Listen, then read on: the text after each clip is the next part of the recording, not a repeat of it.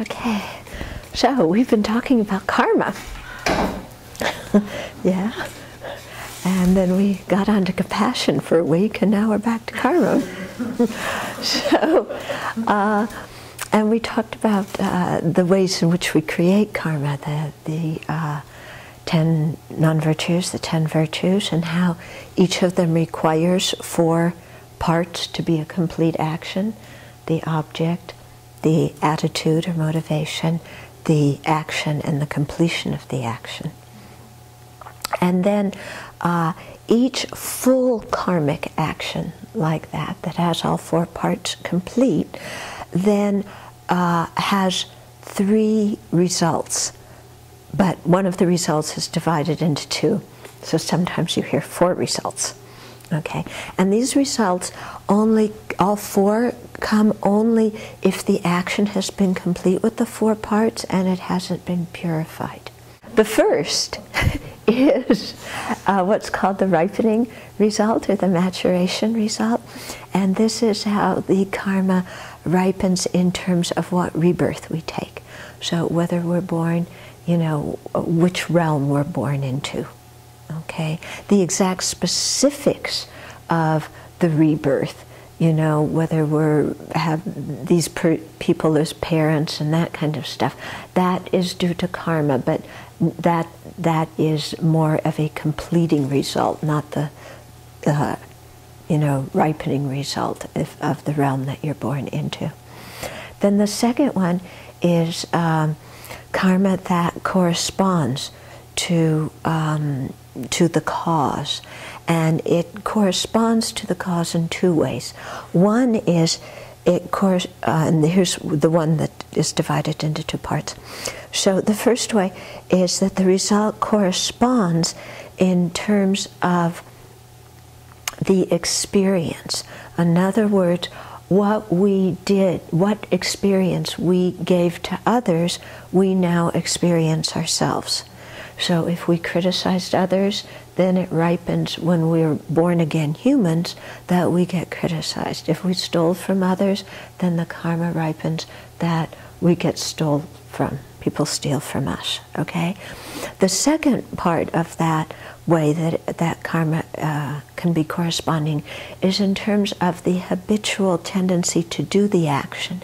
And this part is actually the most serious of the ways that karma ripens, because just committing an action once, okay, you get results that can be serious. But it's when you get the habit and you keep doing the same thing again and again, that's when things get really heavy. So if from karma we created in the past life, then in this life we have the tendency to do the same thing again. If it's a non-virtue, then we tend to do a lot of non-virtue in a certain way. If it's a virtuous seed action we did in the past, then we have that tendency to do a lot of virtue in that particular action, again in this lifetime.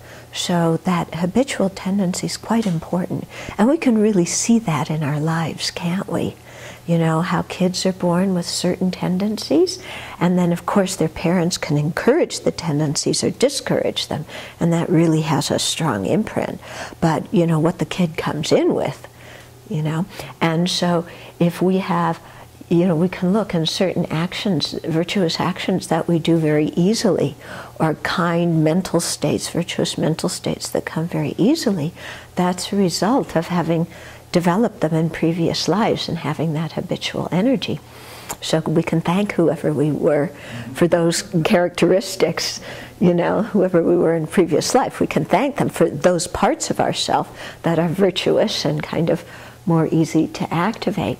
Then we have other bad habits that, we're also well trained in, and that's because in a previous life we didn't try and counteract them. We didn't apply the antidotes.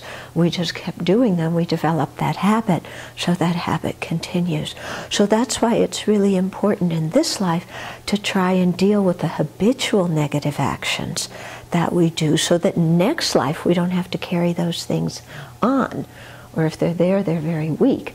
And also, you know, if we have habitual virtuous actions, to keep doing them, because then it's very easy to continue that on in the next lives. Okay, and then the third result is called the environmental result, and that is the environment that we're born into. So whether we're born in a peaceful place or a war-torn place, that is a result of either abandoning, killing, or killing. Whether we're born in a place where there is material wealth or whether there's poverty depends upon whether we have abandoned, stealing, or have stolen. Okay? So specific actions like this will bring specific environmental results. Okay? And it's quite interesting when you read the environmental results because like creating disharmony with our speech, that you're born in a place where there's a lot of thorns, you know, and, you know, kind of dangerous place like that. So you can see there's, you know, or in, if you, a result of harsh speech is being born in an area that's very bumpy and uneven and jagged. Okay? So it's very interesting to see this kind of thing, yeah. Okay? But it's very helpful to do some meditation on this and take actions we do now and think of these 3 or 4 results that we're going to get from them in the future. And if we do this, it helps discourage us from doing the harmful actions and encourage us to keep doing the positive ones. Okay? So that's one way to do, go from our present actions to the future.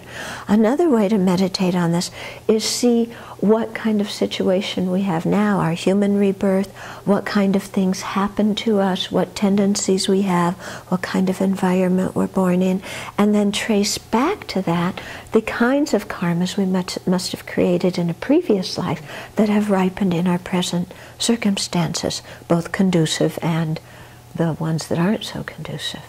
Okay? So doing this really gives us a much, much better understanding of how karma works, and it also serves to really encourage us to be more mindful of our activities and our thoughts, because we realize that we are creating our experience and we're responsible.